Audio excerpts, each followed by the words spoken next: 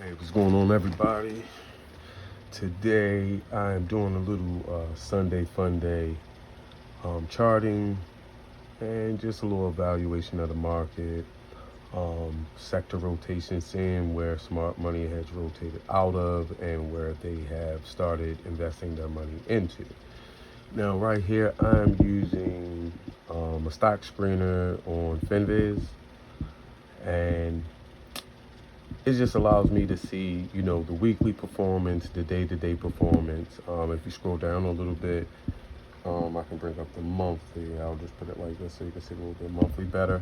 And even if you see on the 3 month, the top three was technology, um, utilities, and communication services, and this was like amazing. 13% plus. If you move up to the monthly, you'll start seeing how things started to rotate in and out. So as we can see, technology, 3 month performance was coming in third, utilities was coming in second, communications was coming in first. And now look how everything switched up. Now for the last month performance, you're gonna have communications coming in third, whereas though we had technology in third. So now communications rotated to from the first position to the third position. Now what's on top? Technology was in the third position, now it's on top. You know what I mean? So these are key indicators of being able to watch the market and seeing where more money is flowing into. Now don't get me wrong, these were still opportunities for you to make money regardless of what these three sectors, whether they rotated to, from first to third or not. It was still profitable sectors that you could invest your money into. You would have to take a little bit deeper dive into each sector to find out what specific stocks that you want to start looking at and seeing if it's, any optimum entries, what's your risk reward in whatever trade it is that you may be looking at. All right, now when we scroll back up and we look at the weekly performance, so last week, again, technology was on top. We had healthcare coming in second, and then we still had communication services still holding on. Now, if you see what we did, I believe this was Friday, on that day performance, look how everything just got like destroyed. And let me go back to this now. As you can see, like Dow Jones, S&P 500, all of these were the NASDAQ. They were all taking a hit, and there were a lot of decliners, as you can see in the market. There was over 2,300 decliners that were, anywhere from moving sideways, which was didn't have any profit, didn't go up, didn't go down, and then you had, so basically 0 to 2%. So between 0 and 2% negative was about 2,300 stocks. And you had about 499 stocks that were anywhere between -5%, -10% on the day. In my opinion, you got to use your strategy as best as possible and what works for you. If you're a new trader, you have to come up with what works. You have to create some type of strategy. And I would say if you don't have a strategy, then you need to find one. You need to start working and putting some ideas and charting and paying attention to chart patterns, technical analysis, inflow, volume. Is these particular stocks that you're looking at, and you're looking to see that they're still in the bullish, have a bullish momentum? Are they having a push and a pause? A push and a pause, is it healthy movement for that stock? And as well as optimum entry, you don't want to jump into a stock that, let me show an example. Let's see. Let's just say, I'll give you guys an example. Okay. I don't like to use small caps too much. Penny stocks will wreck you. They really will. Um,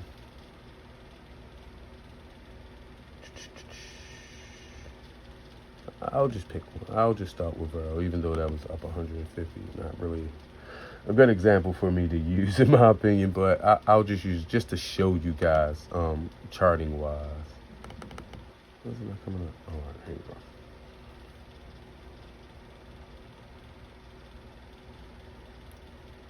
Okay, meaning like optimum entry. Now this is on, what is this on a daily? This is on a daily, and this is on a 4 hour chart. So basically, if you were looking for an entry on this particular one, the optimum entry would have been anywhere between 59 and I would say about 67. Anything beyond that would have been pretty risky. Now you could have taken,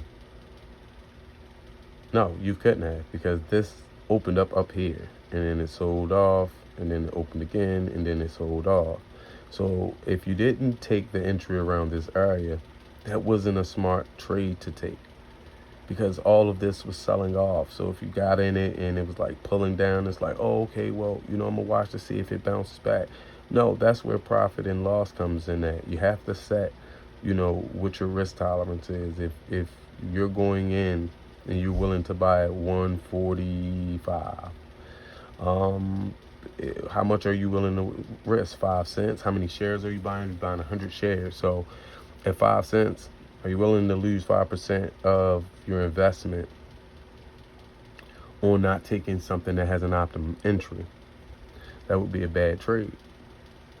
Nothing about that trade showed you that after it took off that you should have jumped in unless you were already in it.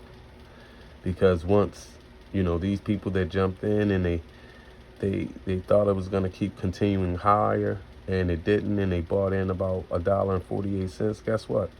It pushed up to 158, and then it sold all the way back off.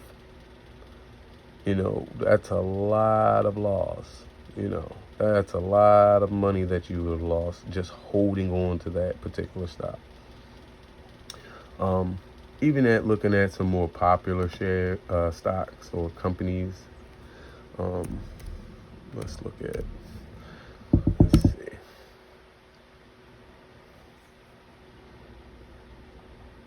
Okay, so another pretty decent example I can give you guys. Let's see, let's make sure it's on the weekly. Okay, so on the weekly chart, let's see. It's a high of 182.67. So what I'm going to do is I'm going to set marker horizontal line going for that particular price point, and then we're going to go over here and we're looking at 179. So from 179, the high of that particular, the weekly candle, because this is on a 5-day, so we're looking at a weekly. So 182 is the high, so we're looking at 179, so it's pulling down. Now let's go to a little bit higher time frame as well. So just give you guys an indication of how the information looks different. And you can see it's that 186, that's that 183. So we're gonna move this up to 186 right there. It's 187, but let me pull it down.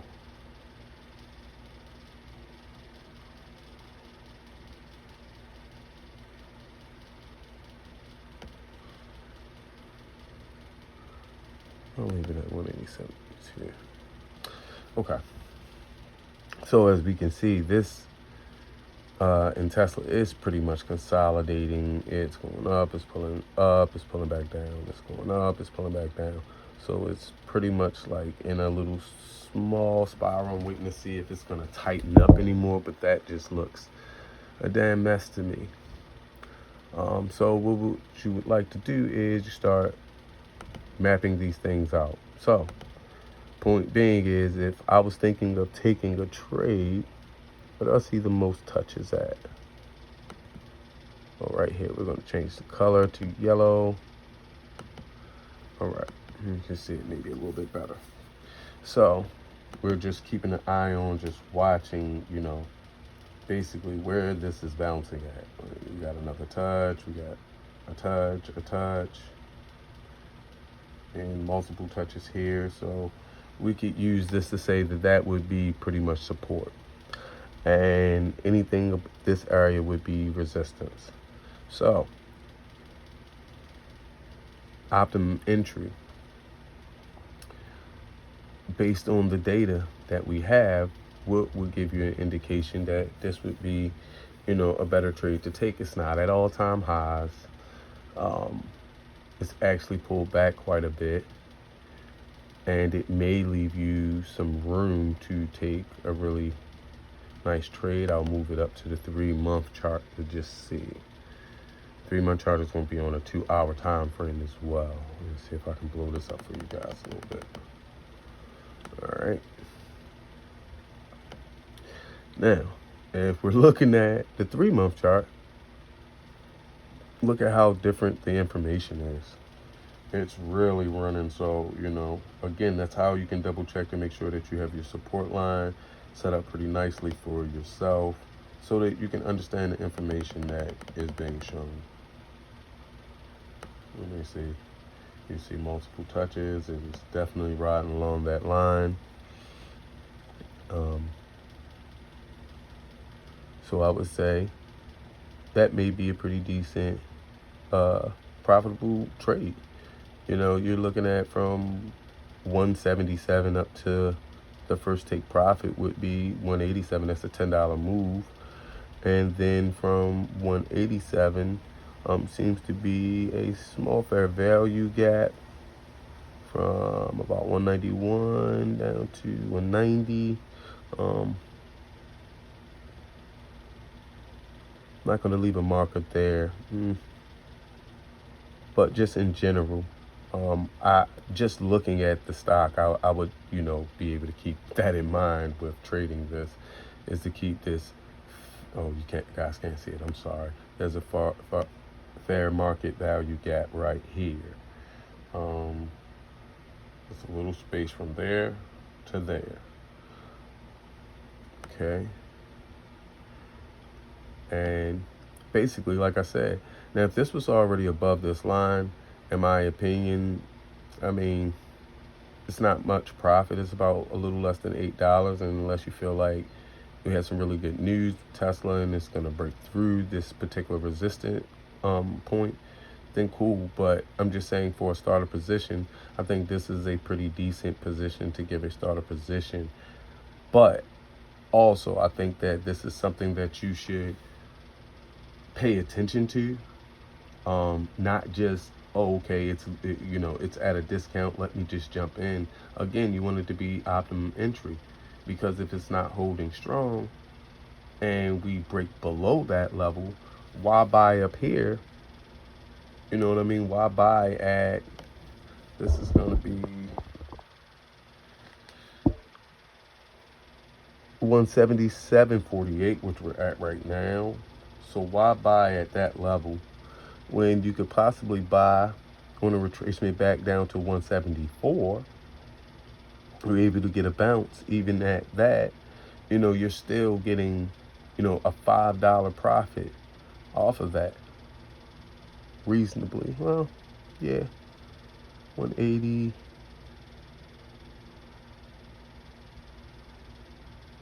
And the highs of that is about 182. Right, so I was correct, about a $5. And from that price point, that's going to be another over $5. So we're roughly looking at anywhere between $11 and $12 move from 173.97. So again, it's just an example to show you guys, like, I wouldn't want to take the trade up here, because as soon as you took it near the highs, look what happened. It just sold right back off. So if you bought up here, you would have been stuck holding the bag at 187. You're down $10 at this particular point. And if you had held through all this mess, definitely would have been down, a significant amount, more than $10. So just want to give you guys an example of how to track smart money. And like I said, if we go back to the screener, what's going on? If we go back to the screener, it's still, pretty much taking a hit. But in my opinion, again, I would still keep an eye out on technology stocks. They seem to still have been running pretty strong. And again, these are stocks that you want to take a look at to see if they have any position where it would be an optimal entry for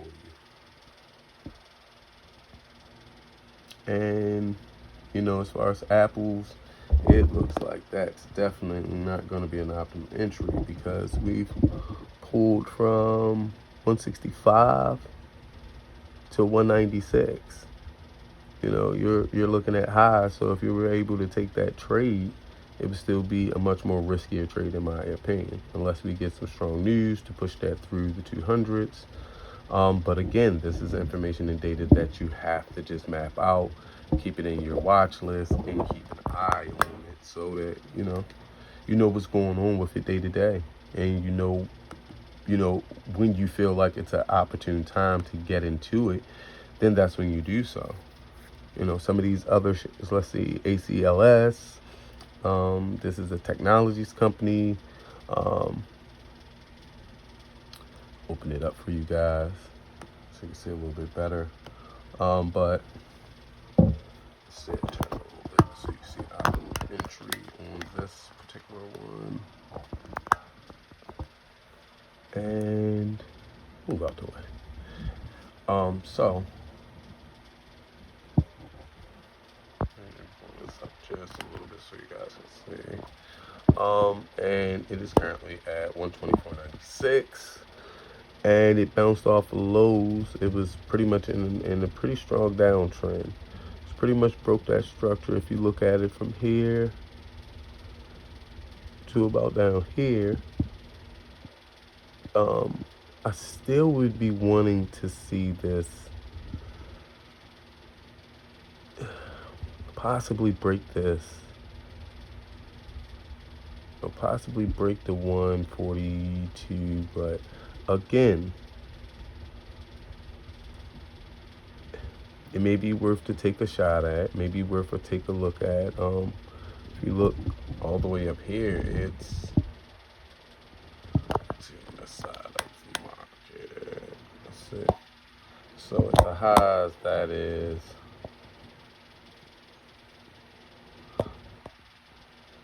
194. So you got about 194 on the highs, and we're at 124. If we can get some consistent positive momentum, some volume, it looks like we have a push, an indecisive candle, a doji candle, and then we have a little pullback. Now, if we can open up higher than the previous open and continue, then it may be worth to keep an eye on and take a trade on. But again, just showing you how sector rotation works, what to take looks at, optimum entries. Again, you don't want to start taking trades when your trade is all the way up here, possibly, because this has been getting rejected around this level, as you can see. And it's been pulling back, and it's been pulling down even harder. So again, I hope I was able to give you guys just some basic information on how to get an idea in the market. If you need to go back to CNBC and you want to look at how the sector watch is looking, What industries? Let's see. You have this consumer discretionary, which is the first one. Consumer staples, energy, financials, health, industrials, materials, real estate, technology, communication, and utilities. As well as, okay, so that's where it closes off at. But I just wanted to give you guys an example, and it's showing you like, okay, financials, health, and industrial. So between the two, it looks like financials and health is maybe some industries where you may